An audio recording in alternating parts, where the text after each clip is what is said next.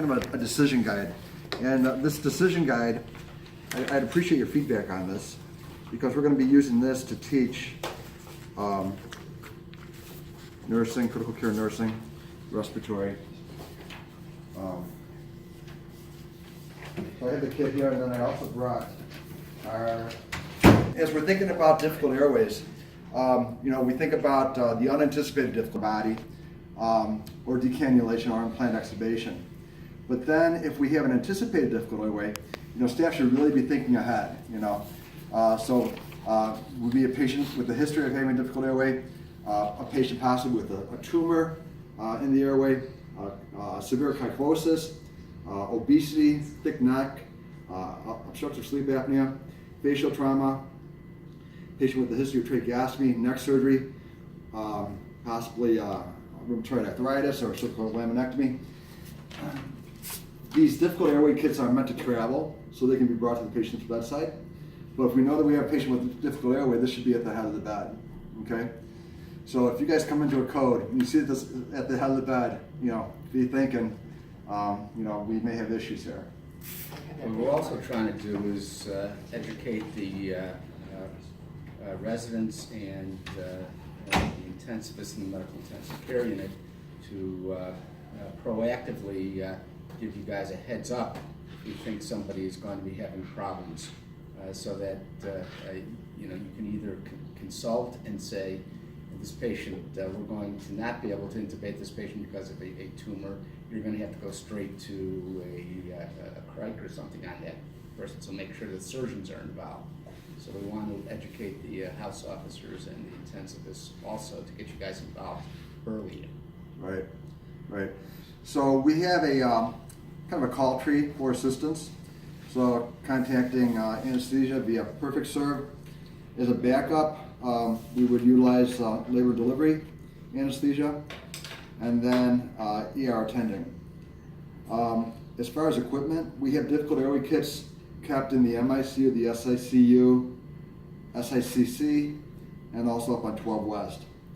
We have our video laryngoscope that's kept in the MICU. I'm sorry, that's the bronchoscope. We have three actually glide scopes, video laryngoscopes in the MICU, SICU, and SICC.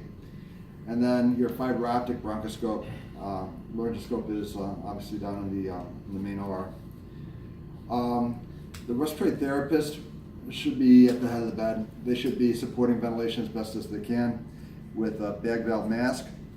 The therapist is taught to insert an LMA as a bridge airway if needed. And then of course we can utilize oral nasopharyngeal airways, possibly non-invasive passive pressure ventilation. And then you would need to assess that patient and determine what it is that you need to intubate. Within the kit, we can open that up. We have a bunch of different introducer stylettes, as well as devices for retrograde intubation, which I've never seen happen, but it's pretty interesting. And then there's also crike sets within the difficult airway kit as well. And the trauma attending would be called to assist with the crike. We do have two crike sets, two different sizes, an 8mm and a 4mm. They're all set with their introducers and guides. You can just take a look at those.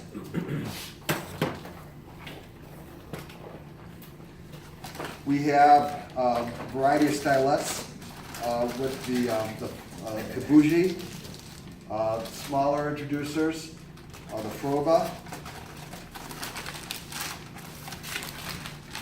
So a variety of stylettes. Retrograde intubation set. Are you familiar with this? Yeah. I am. Are you? Have you ever used it? I've seen one used successfully. We used to use epidural needles with epidural catheters. Okay. Same thing. We put epidural in and then keep the catheter up. And then we also have in here a transtracheal catheter that has a lure adapter and could be fitted to this device so that we can ventilate with this transtracheal catheter. jet ventilator. If we're dealing with a wired jaw, we keep trauma scissors in here. There's an adapter in here for a bronch adapter, end-tidal CO2. So that's the components of the difficult airway kit. And then this is Those are the only LMAs you have in there? The ILAs? intubating, yes. Yeah, okay. And then our bronchoscope. This is a disposable bronchoscope. So depending if we're doing a bronch, depending on the size of the endotracheal tube, would determine the size of the scope that we would be using. But this is all disposable, and it's pretty simple. Oh, wow. There's a tip here. We can apply suction here if we want to get a bronchial lavage. There is a port here for inserting a brush, or if you want to get a sample. In the units, we don't have the medium for the specimens, so we leave that up to the GI lab if they're going to want to do a diagnostic bronch. We have GI lab do it. If it's a therapeutic bronch, then we just want to lavage the patient, we can use this equipment. Or if we're dealing with a difficult airway, you could load your endotracheal tube onto the scope and advance it into the airway, and then advance your ET tube obviously over the scope. So, How do you focus that? how do you focus it? It is focused. It Is it is? autofocus? So it is focused. So yeah. Okay. And there are some options here if you wanted to. You can go in and you can adjust your contrast and such. But yeah, it is autofocused. So. And then, Dr. Pearson, you were concerned about the rigidity of this. Yeah. So I'm not sure how it would compare to what literature you're using down in the OR, but I think it'd be pretty comparable.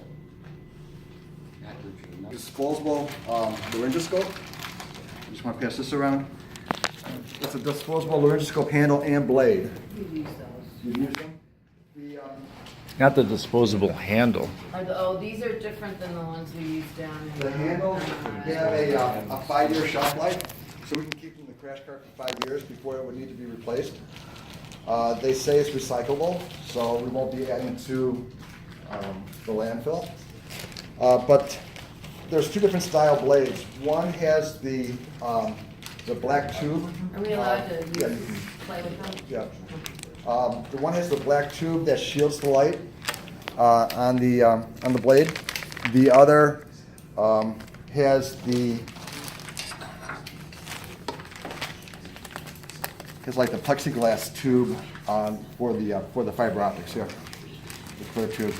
So as you're intubating, this will shine more light in the airway.